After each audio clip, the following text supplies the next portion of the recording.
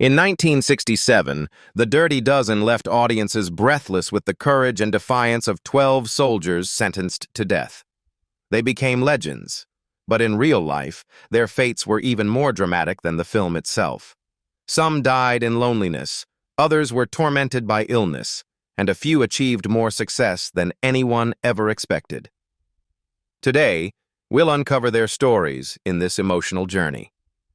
Jim Brown as Robert T. Jefferson.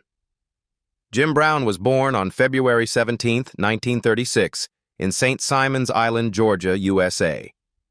When he was only 31, he played Robert T. Jefferson, a strong, fearless black soldier and a symbol of defiance in The Dirty Dozen in 1967. This role marked a turning point that allowed him to step away from his NFL career and into the world of cinema. Behind the fame, however, lay a deeply troubled personal life. His first marriage to Sue Jones lasted 14 years, but was marred by violence and tension. He was arrested several times for assault, nearly destroying his acting career and his public image.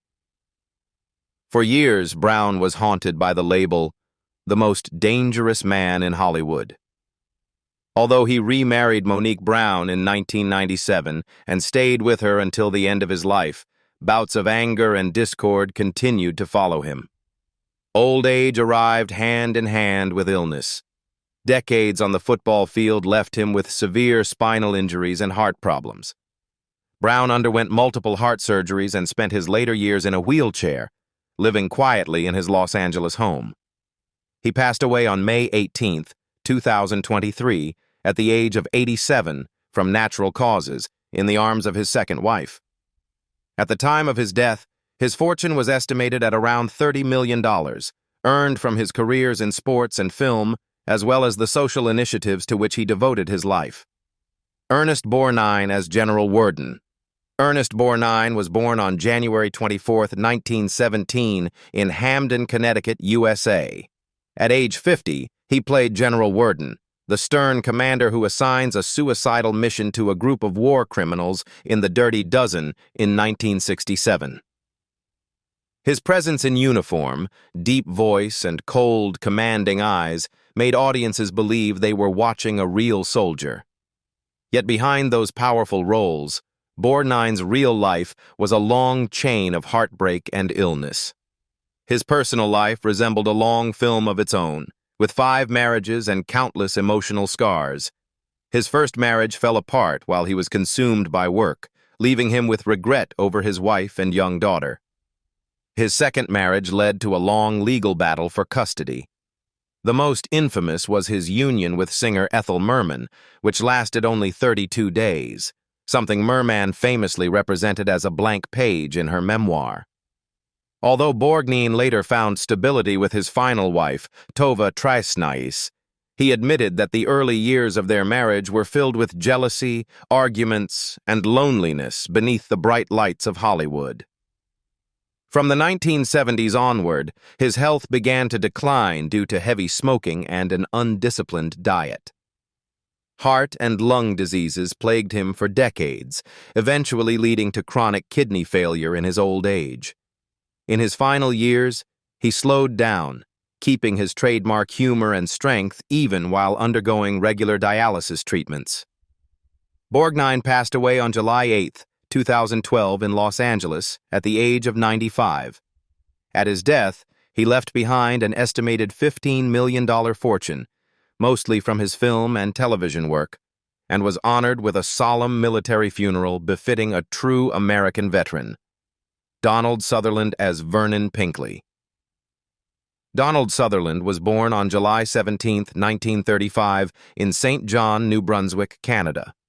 He was just 32 years old when he played Vernon Pinkley, the eccentric soldier who pretended to be insane to infiltrate the enemy in The Dirty Dozen in 1967. Thanks to his charm and intelligence in performance, he quickly drew attention and became one of the most distinctive faces of cinema in the 1970s. However, behind those cold eyes and calm demeanor lay a long personal journey filled with pain and illness. His first marriage to Lois May Hardwick ended due to the emotional distance created by his relentless filming schedule, leaving him in the loneliness of an artist constantly drifting from set to set.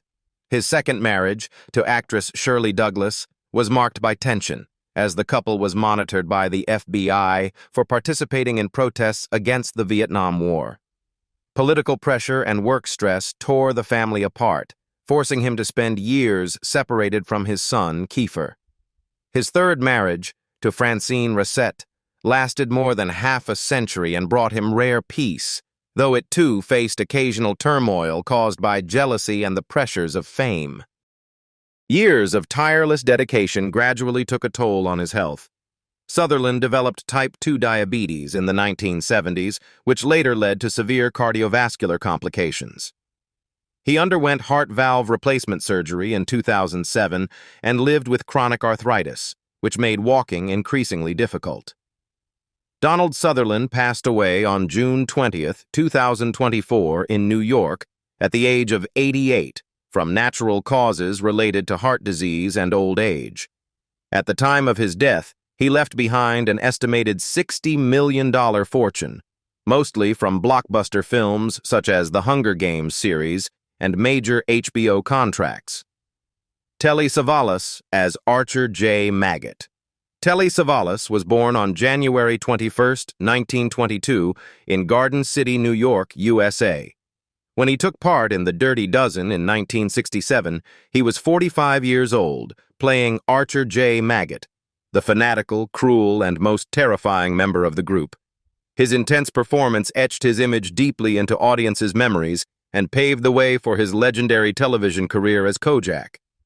However, beyond the screen, his life was a chain of family tragedies and emotional breakdowns.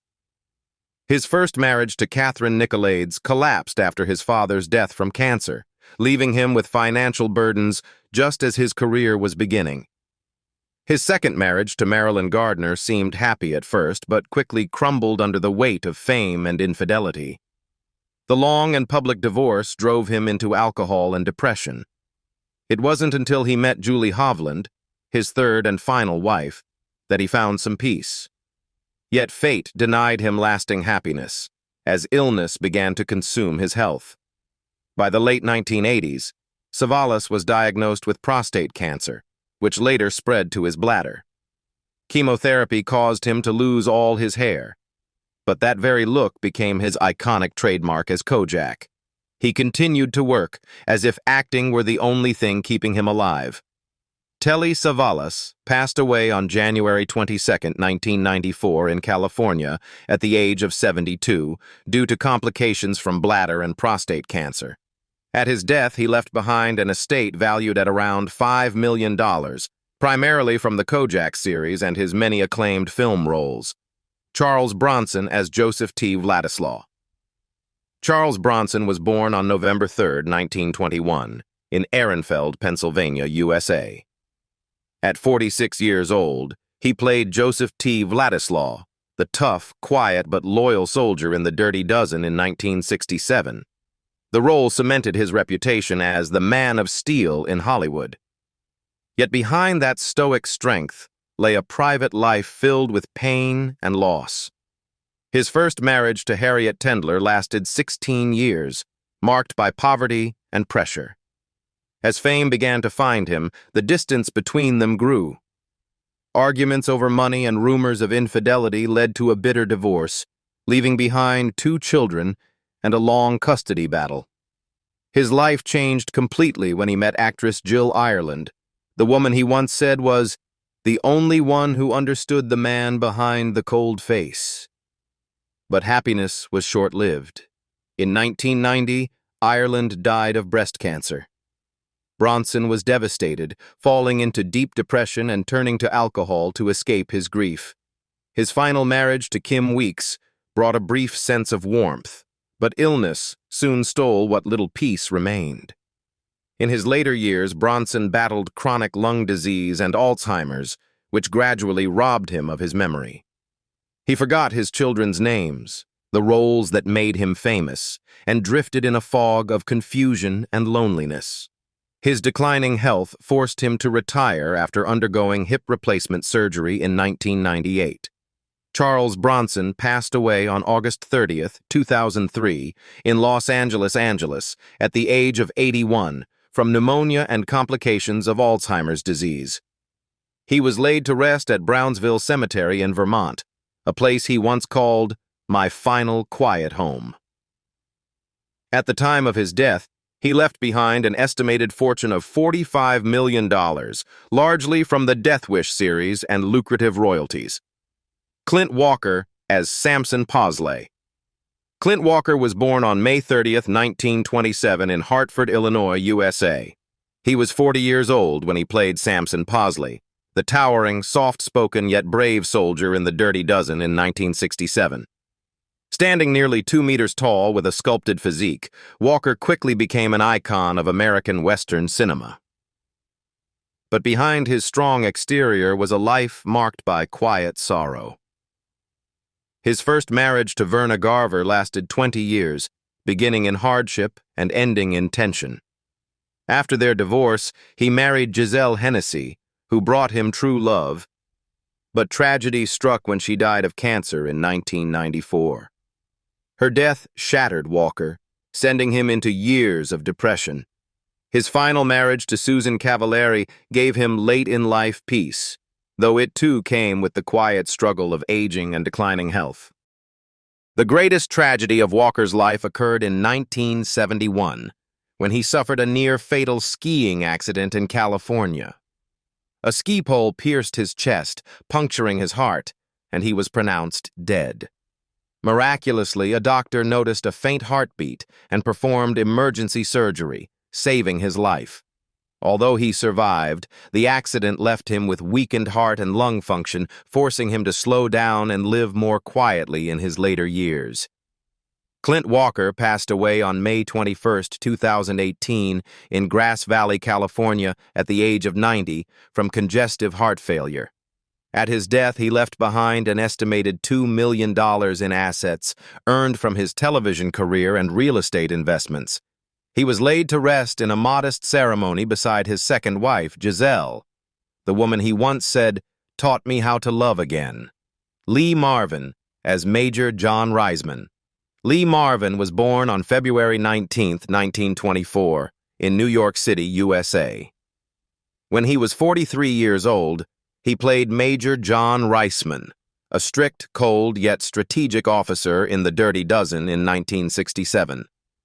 The role not only catapulted Marvin to stardom, but also mirrored much of his real-life persona, a man constantly wrestling with inner demons and real-world struggles.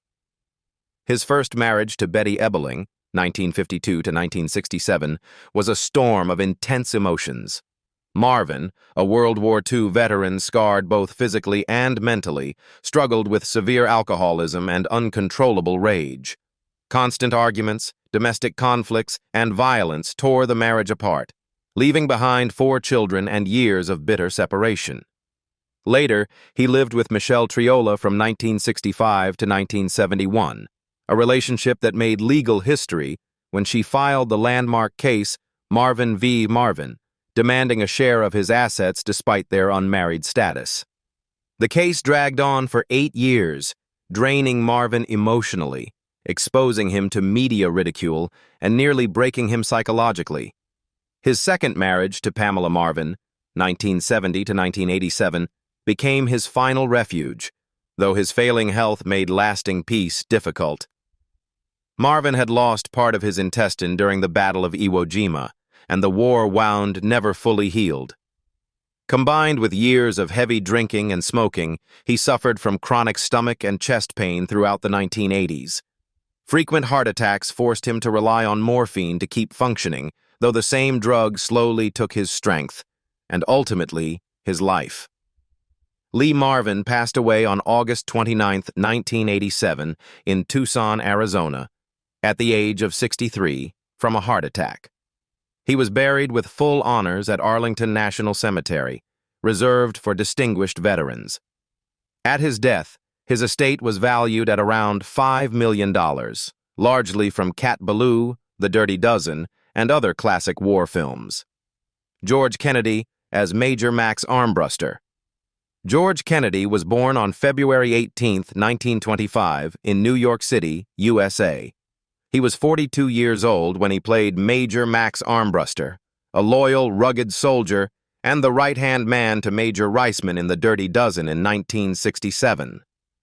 The role embodied the same steadfast qualities Kennedy displayed in real life.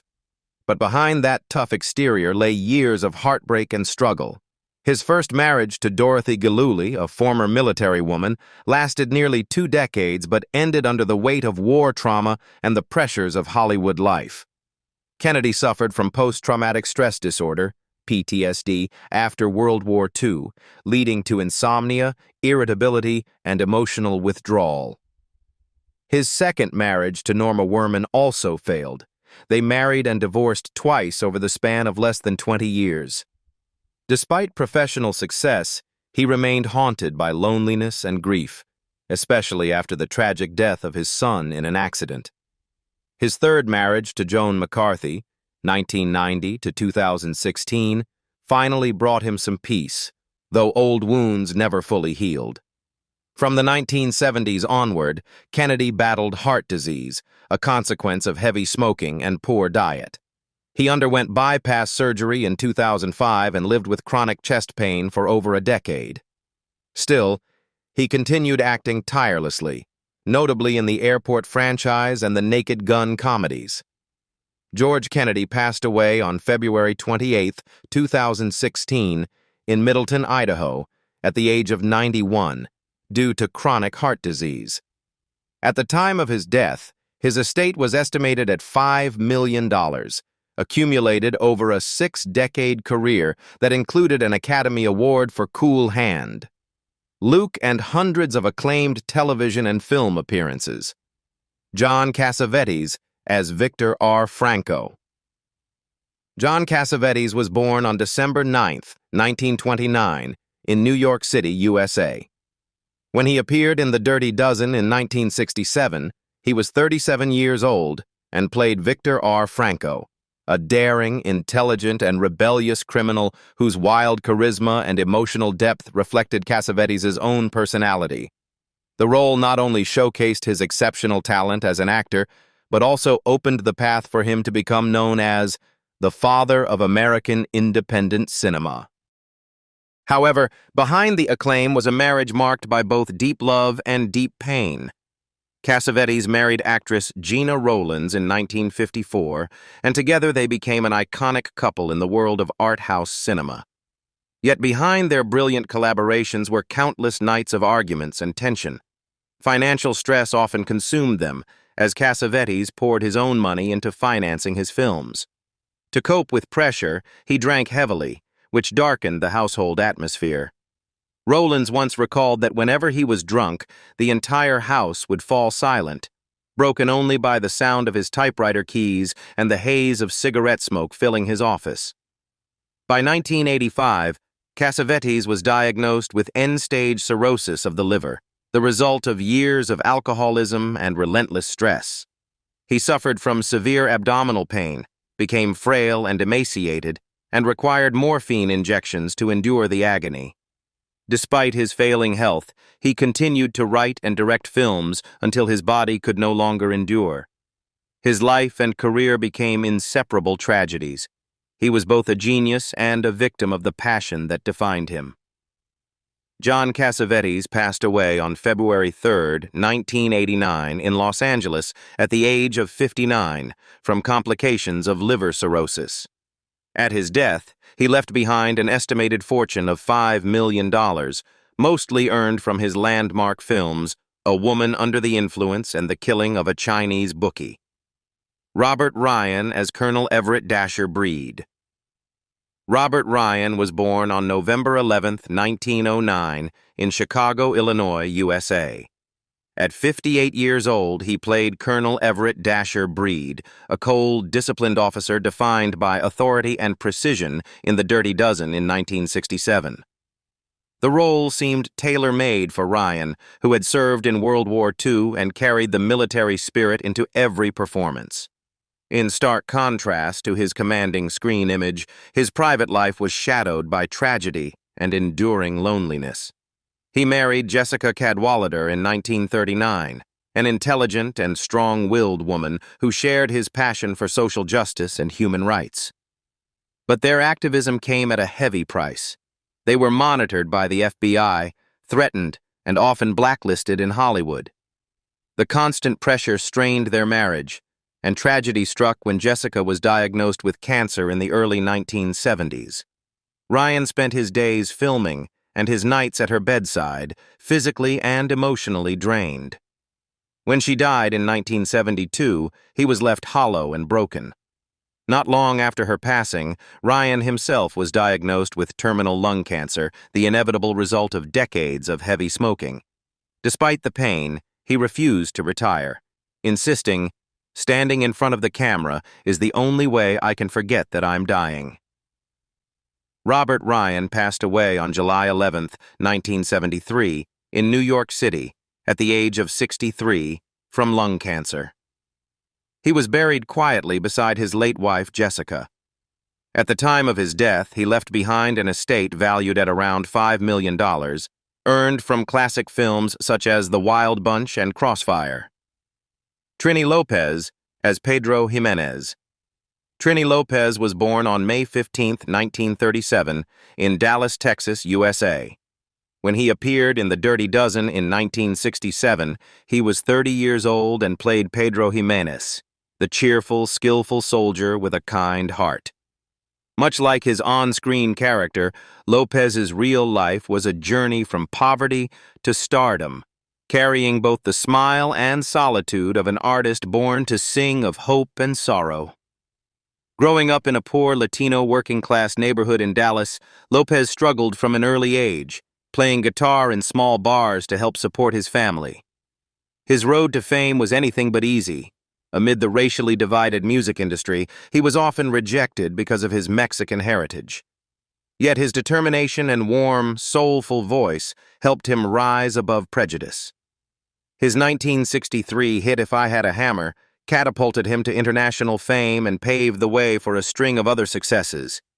In his later years, Lopez continued to perform regularly in Las Vegas and Palm Springs, but his health began to decline.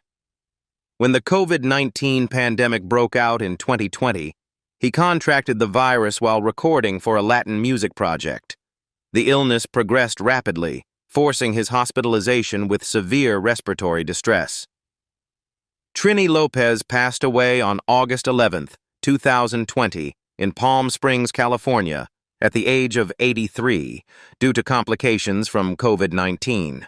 At his death, he left behind an estimated fortune of $5 million, primarily earned from international hits like If I Had a Hammer, Lemon Tree, and The Bramble Bush. Richard Jaeckel as Sergeant Clyde Boren. Richard Jaeckel was born on October 10, 1926, in Long Beach, New York, USA. When he was 41 years old, he played Sergeant Clyde Boren, the disciplined and loyal military policeman responsible for supervising the condemned soldiers on their suicide mission in The Dirty Dozen in 1967. The strong yet deeply human role perfectly captured Jaeckel's essence both on and off the screen. Behind a career spanning more than 50 years lay a quiet but heartbreaking private life. Jaeckel married Antoinette Marche in 1947, and their marriage endured for half a century. Yet they carried an unspoken sorrow, the loss of one of their two children, a tragedy that left them with an emptiness that never fully healed. By his 60s, Jaeckel's health began to deteriorate. In 1994, he was diagnosed with malignant melanoma, a rare and aggressive form of skin cancer. The disease spread quickly, forcing him through years of exhausting and painful chemotherapy. Even so, he continued working in television until he could no longer stand. Richard Jaeckel passed away on June 14, 1997, in Woodland Hills, California, at the age of 70, after a 3-year battle with melanoma. At his death, He left behind an estate valued at around $1 million, accumulated over decades of acting, including his acclaimed performance in Sometimes a Great Notion, which earned him an Oscar nomination. Ralph Meeker as Captain Stuart Kinder. Ralph Meeker was born on November 21, 1920, in Minneapolis, Minnesota, USA. In The Dirty Dozen in 1967, he played Captain Stuart Kinder, a cold, hard-edged officer who embodied discipline and order within the chaotic special unit when he was 47 years old. With his deep voice and sharp gaze, Meeker portrayed a soldier who was both intimidating and tragic. In the 1950s, Meeker was considered one of Hollywood's quintessential tough guy actors, yet his personal life was filled with turmoil.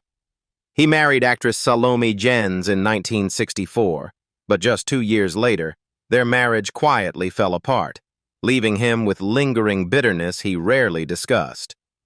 His long years of solitude, combined with professional pressures and a reclusive lifestyle, slowly pushed him into isolation.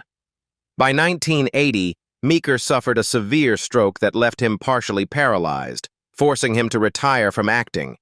His health deteriorated rapidly afterward, with recurring strokes that robbed him of mobility and speech.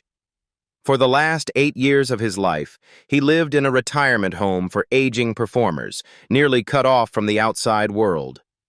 Ralph Meeker passed away on August 5, 1988, in Los Angeles, at the age of 67, from a heart attack following multiple strokes. At his death, he left behind an estimated $1 million fortune, largely from his acting career in films such as Kiss Me Deadly and Paths of Glory. Tom Busby as Milo Vladek. Tom Busby was born on November 7, 1936, in Toronto, Canada. When he was 31 years old, he played Milo Vladek, one of the 12 condemned soldiers chosen for the deadly mission in The Dirty Dozen in 1967. Though his role was small, it was enough to make his name a memorable part of 1960s war cinema. Busby's personal life was equally quiet and humble. After leaving Hollywood, he moved to Scotland and devoted his life to training young actors through the Community Service Volunteers (CSV) organization in Glasgow. Among his students was Billy Boyd, who would later rise to fame in The Lord of the Rings. His dedication and passion made him a silent but respected figure in the British-Canadian theater community. In his later years, Busby's health began to decline. He suffered from mild heart disease but continued to work tirelessly, teaching and directing until exhaustion caught up with him. On September 20, 2003, he suffered a fatal heart attack at his home in Glasgow. Friends discovered him too late, and despite emergency efforts, he could not be revived. At the time of his death, he left behind an estimated $500,000 estate, mostly from film royalties and his work as an acting coach. Stuart Cooper as Roscoe Lever. Stuart Cooper was born on November 18, 1942, in London, England. When he appeared in The Dirty Dozen in 1967, he was only 25 years old and played Roscoe Lever, the bold, loyal young soldier who symbolized the vitality of a new generation amid the brutality of war. Though not a leading role, Cooper made a strong impression with his determined expression and intelligent demeanor, qualities that later helped him become an award-winning filmmaker. After The Dirty Dozen, Stuart Cooper left acting to pursue a career behind the camera. He transitioned into directing and screenwriting, gaining recognition for films such as Little Malcolm, 1974, and Overlord, 1975, the latter winning the Silver Bear at the Berlin International Film Festival. Despite his critical acclaim in Europe, Cooper faced financial and distribution struggles in the United States. Overlord was denied wide theatrical release, nearly bankrupting him. Yet rather than give up, Cooper turned to documentary filmmaking, rediscovering his passion through smaller, human-centered projects that reflected his compassion and artistic depth. As of 2025, Stuart Cooper is 83 years old, still healthy and active in the arts. He lives in England but occasionally travels to the U.S. for special screenings of Overlord and Little Malcolm. With an estimated net worth of around $2 million, he is regarded as one of Britain's most enduring and resilient independent filmmakers. They once came together to create a legend, but time has written the rest of their stories in ways no one could have predicted. Which member of the Dirty Dozen moved you the most? Share your thoughts below. And don't forget to like and subscribe so you won't miss the next journey through the lives of Hollywood's greatest legends. And don't forget to like and subscribe so you won't miss the next journey through the lives of Hollywood's greatest legends.